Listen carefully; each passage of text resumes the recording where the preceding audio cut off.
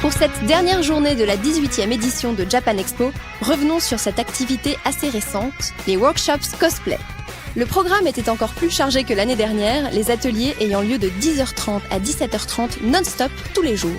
Si dans un premier temps nous pourrions déplorer le fait qu'ils empiètent sur les shows cosplay, cela permet tout de même de proposer du contenu en rapport avec le cosplay toute la journée, même pour ceux qui se sont vus refoulés à l'entrée de la scène Ichigo faute de place, ou pour ceux qui préfèrent tout simplement s'instruire plutôt que d'assister au concours. Une dizaine de workshops chaque jour pour tous les niveaux. On peut citer notamment des ateliers pour débutants, apprendre à construire des props simples ou les bases du patronage, des ateliers théoriques, organiser un shooting, apprendre à bien se maquiller, ou encore des ateliers très techniques pour celles et ceux qui souhaitent aller toujours plus loin. La création de prothèses en latex ou la découverte du lumigramme, un tissu en fibre optique. Des workshops si passionnants qu'il était parfaitement possible tout au long de ces 4 jours de ne faire que ça.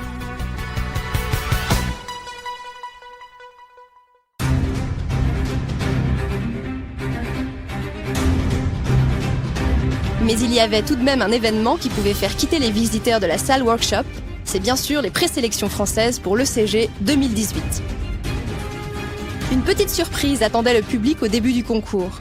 Echo, ancienne représentante indonésienne pour le WCS, dauphine du Global Easter Cosplay, mais également invitée cosplay de Japan Expo, avait préparé une prestation pour l'occasion, illustrée par une vidéo faite par ses soins.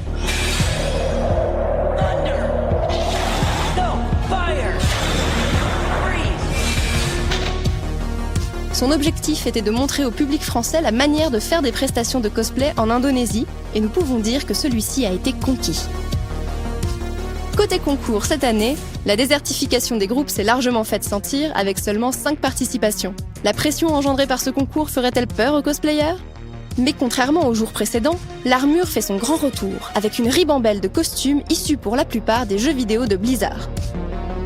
La licence était en effet si présente, plus de 6 prestations sur une totalité de 15, qu'on se serait parfois cru à la BlizzCon. Si les fans ont dû apprécier, il ne fait aucun doute que l'intégralité du public ne s'est pas non plus lassée. Mention spéciale pour cette Aloy du jeu vidéo Horizon, qui a effleuré la première place grâce à la qualité de son costume, ainsi qu'au dynamisme de sa prestation très bien jouée.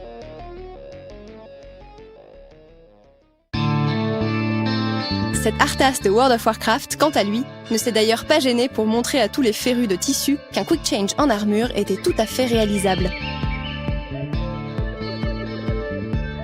Malgré tout, quelques robes de princesse ont su trouver leur chemin parmi tous ces guerriers émérites, et certaines prestations nous ont même apporté un peu de douceur. Et c'est le cas des gagnantes de la catégorie groupe, avec leurs costumes issus du jeu vidéo Child of Light.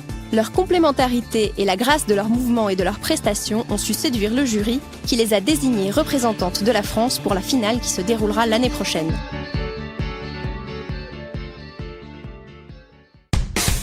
La représentante solo pour l'ECG 2018 n'est autre que cette époustouflante Sylvanas Coursevent version Heroes of the Storm, qui n'a pas eu peur de créer une seconde armure splendide des pieds à la tête juste pour servir de décor. Avec une prestation bien huilée et un décor bien monté, elle a su faire revivre au public l'histoire tragique de ce personnage. Une victoire amplement méritée pour nos représentantes, Tsum Tsum et Lina pour la catégorie groupe, et Nad Cosplay pour la catégorie solo, à qui nous souhaitons beaucoup de chance pour la finale.